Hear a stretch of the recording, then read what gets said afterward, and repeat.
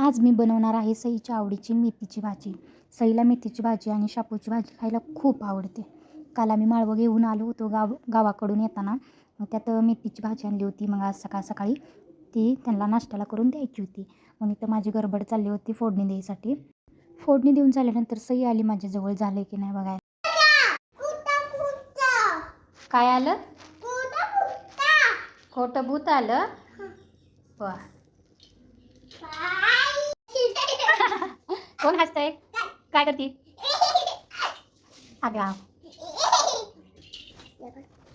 हो, काय करते तू?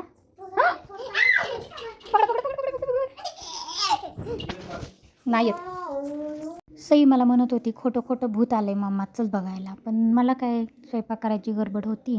नंतर तिच्यासोबत थोडंसं खेळले आणि चपात्या बनवायच्या होत्या. मग हे आली माझी मदत करायला. जेव्हा यांना वेळ असतो तेव्हा हे माझी नक्की मदत करतात.